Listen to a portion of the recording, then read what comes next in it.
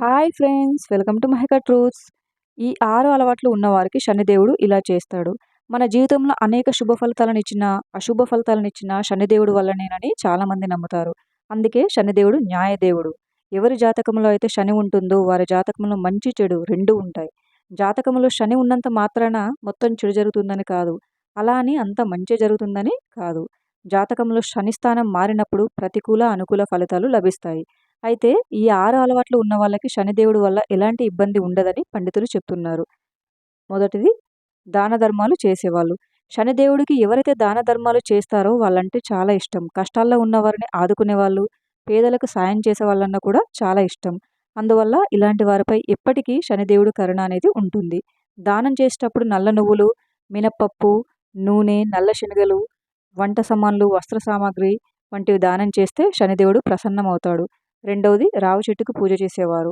రావి మొక్కలు నాటడం లేదా రావి చెట్టుకు భక్తి శ్రద్ధలతో పూజలు చేయడం వంటివి చేసేవాళ్ళంటే శనిదేవుడికి చాలా ఇష్టం.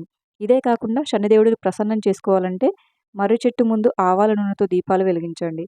శనివారం రోజున అమావాస్య కలిసి వచ్చి ఆ రోజున శనిదేవుడికి పూజ చేస్తే ఇంకా మంచిది. ఆ రోజున శనిదేవుడికి ఎంతో ఇష్టమైన ఆవాల నూనెను సమర్పించాలి. మూడవది శనివారం ఉపవాసం ఉండేవారు. శనివారం రోజుకు మూలం శనిదేవుడు. ఆ రోజున ఉపవాసం ఉండి మనం తినాల్సిన భోజనాన్ని పేదలకు, ఆకలితో ఉన్న వాళ్ళకి అందిస్తే శనిదేవుడు సంతోషించి వారింట్లో అన్నానికి, ధనానికి కొరత అనేది రాకుండా శనిదేవుడు చేస్తాడు. నాలుగవది కుక్కలకు సేవ చేసేవారు. జ్యోతిష శాస్త్రంలో నల్ల కుక్కను మరియు కాకిని శనిదేవుడు వాహనమని అంటారు. అందువల్ల కుక్కలకు సేవ చేసే వారిపై శనిదేవుడు కరుణ ఉంటుంది. ఆవాల నూనెతో చేసిన రొట్టెలను కుక్కలకు పెట్టే వాళ్లకు రాహు, కేతు దోషం లేకుండా శనిదేవుడు చేస్తాడు. ఒకవేళ ఆ దోషం ఉన్నా ముక్తి కలిగిస్తాడు. కుక్కలకు పాలు ఇవ్వడం శనిదేవుడిని ప్రసన్నం చేసుకునే ఒక మార్గం. ఐదవది చనిపోయిన పెద్దలకు శ్రాద్ధం. చనిపోయిన పెద్దలకు ప్రతి సంవత్సరం తప్పకుండా శ్రాద్ధం పెట్టాలి. ఇలాంటి వారిని చూసి శనిదేవుడు సంతోషించి వారికి అప్పటి వరకు ఉన్న కష్టాలను తొలగిస్తారు.